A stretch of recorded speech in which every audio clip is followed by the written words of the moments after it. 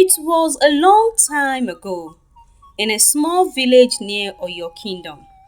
There lived a witch called Dumebi. Dumebi traveled through the land, crossed the river, just to settle in the small village. She learned their culture, their incantations, and even riddles. But the villagers never seek after her divination. How can we associate with someone that is not from our tribe? The villagers will say. Even though Dumebi is very powerful, the villagers would rather go to Mopelola. Mopelola, on the other hand, is not a witch but a gifted person. It was said that Mopelola and her sister Omoduni reaped the good deeds of their parents. Mopelola is gifted with intelligence, while Omoduni can talk with the birds. But their gifts were with warnings. Mopelola's intelligence came from her long hair, and she was warned that any day she shaved off those long hair, that would be the end of her gifts. Mopelola's intelligence was known all over the village, even to Oyo Kingdom, as many will come to seek counsel from her. Villagers loved her so much, and Mopelola will always raise her shoulders with pride, and this made her not to be in good terms with her sister Omoduni.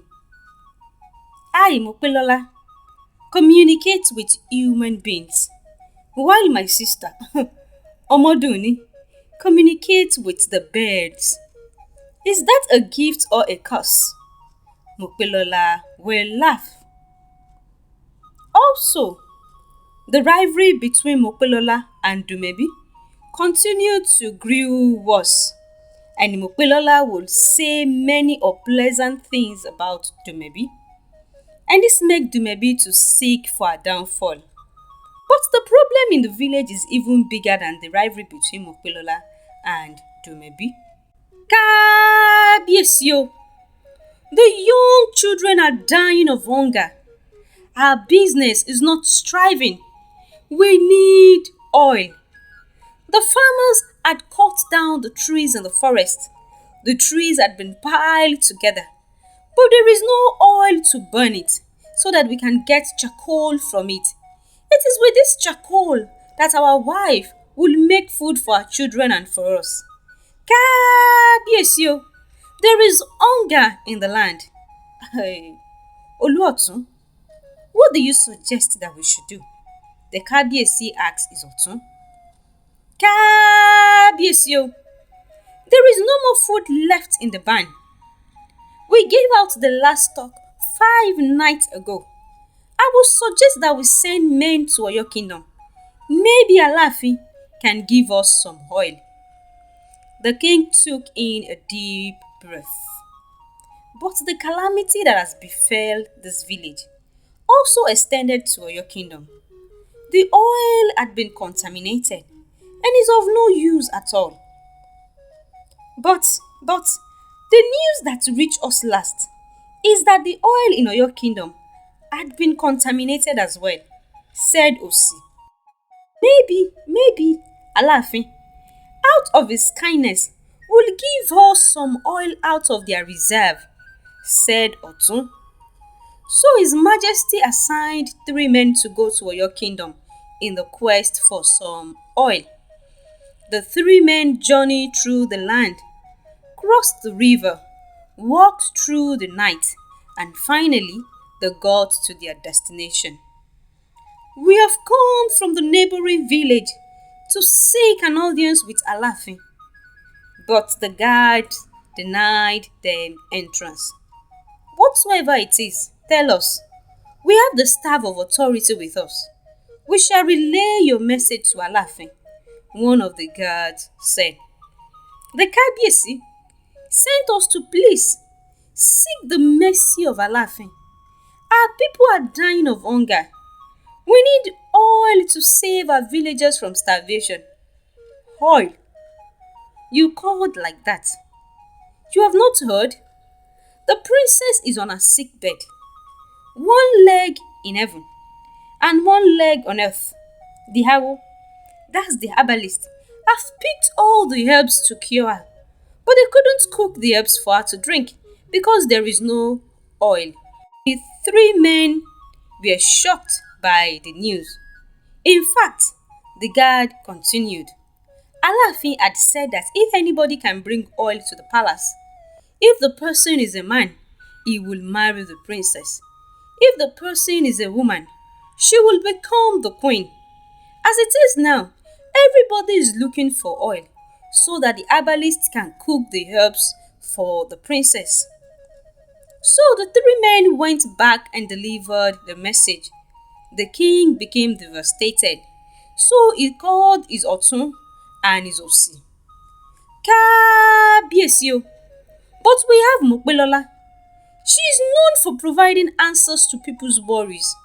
She will have answers to this challenge we are currently facing. Osi said, Mopelola. Otun said, she is very intelligent.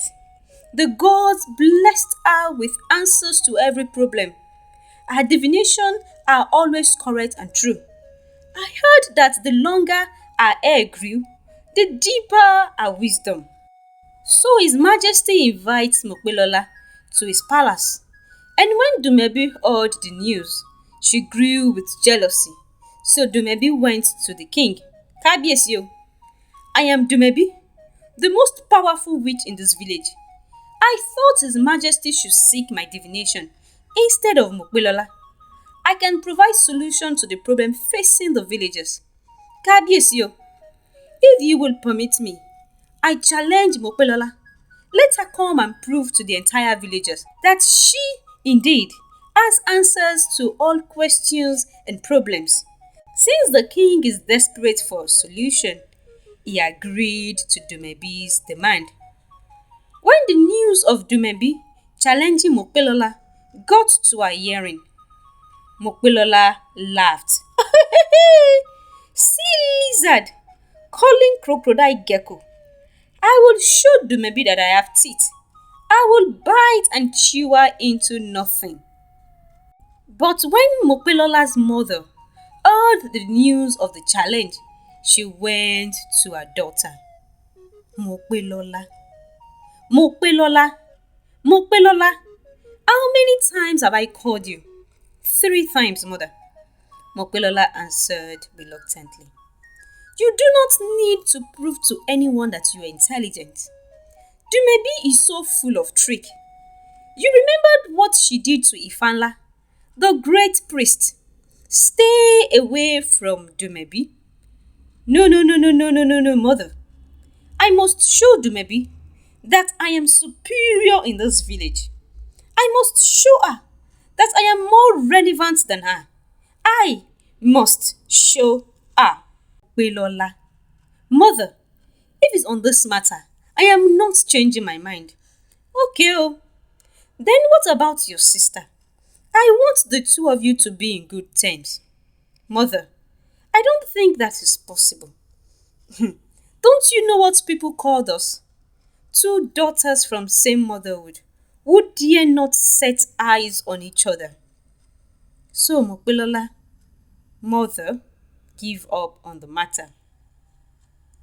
The stage was set on the day of the challenge. Mopelola left her house to the king's arena, and on her way, she met an old woman. My daughter, he who runs from fight, live to fight another day. A word is enough for the wise. Mopelola looked back and couldn't find the old woman again. And instead of her to heed to the warnings of the old woman, Mopelola continued the journey. As the sun set high in the sky, the challenge began.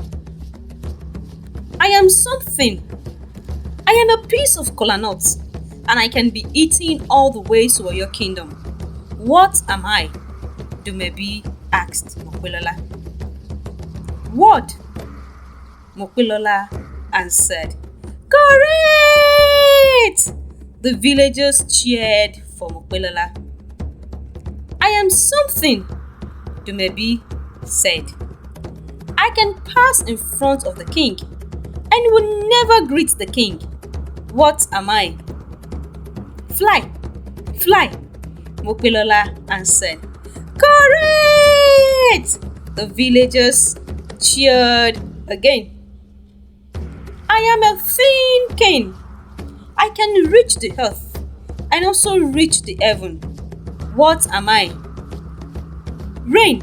Yes, rain. The crowd cheered again. Omoduni, Mopelola's sister, came in. Mopelola smirked at her sister while Dumebi continued with a question. I am something. Also, I'm two daughters from the same mother. We lived in the same house, but we dare not see each other. What am I? Mopelola looked at her sister and looked back at Dumebi. I? How dare you? Mopelola got angry and attacked Dumebi violently. Dumebi used that opportunity to touch her hair with charm. And at that instant, something strange happened. Her long hair turned into pots of oil. The crowd were amazed while Dumebi used her magic and disappeared with a pot of oil. Many said she went to Oyo Kingdom, saved the princess, and became the queen. On the other hand, Mopelola regrets her decision. She realized Dumebi played with her emotions, and the answer to the riddle was walnut. Mopelola was left with nothing, and she became like every ordinary person. Indeed, to be forewarned is to be forearmed. Kindly subscribe for more interesting stories.